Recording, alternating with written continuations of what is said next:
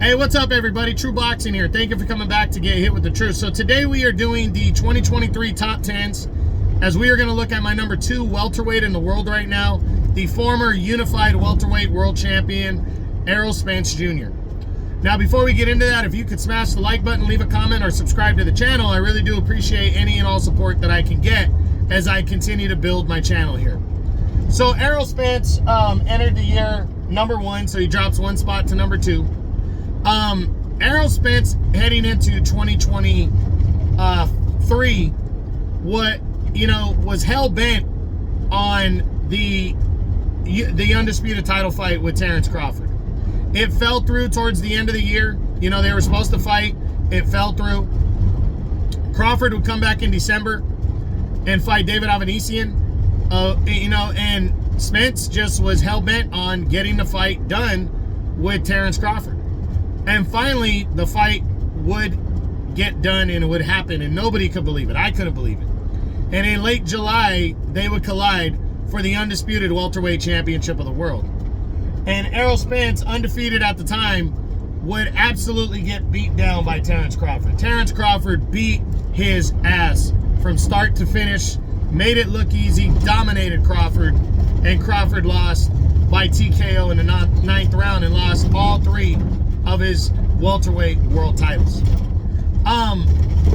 Now, I was very surprised by the one-sidedness of this fight, but I did pick Crawford to beat him. I feel like Crawford is a special fighter. I feel Errol Spence is very good, but I don't know if he's great, and I definitely don't think he's special. But what I didn't like, well, first off, Errol Spence, demanded a mandatory. He had an automatic rematch clause in the contract, which was, the loser of the fight had that either way. And he activated that rematch clause. And now, and they ended the year in negotiations pretty much on the fight taking place. Most people feel the fight's going to take place at 154. Excuse me one second.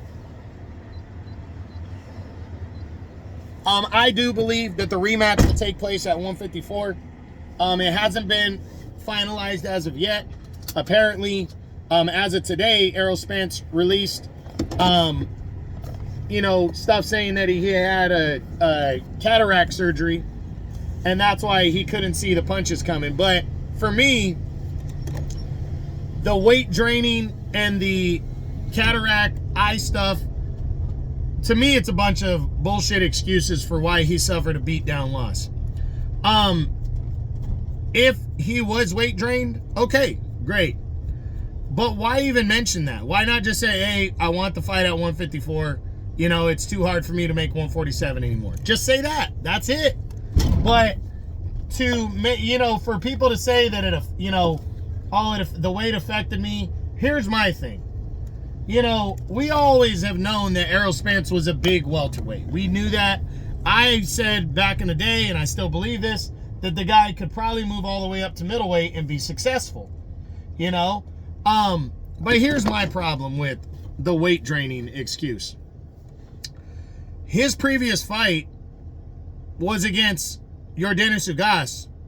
He beat the shit out of Yordenis Ugas, and maybe the best performance of his career. No issue of weight draining. No car crashes I was involved in. 2 of them. Didn't hear anything about that.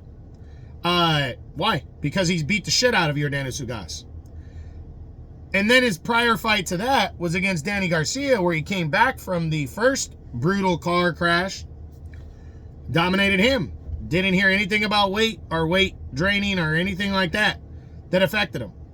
It's amazing how the weight draining and, all that came into effect when he lost. And inactivity, I don't want to hear nothing about that. He could have come back and fought. He only wanted to fight Crawford for undisputed.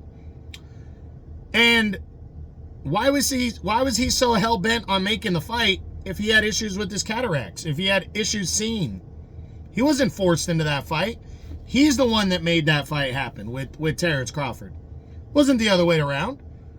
He didn't have to take that fight. If his eyes were bothering him and he couldn't see that great and he needed surgery, why didn't he just have it?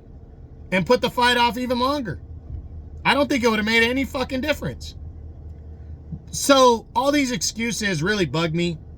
But this year the excuses can go away, or they can be, people can think they're legitimate, because Crawford is going to fight.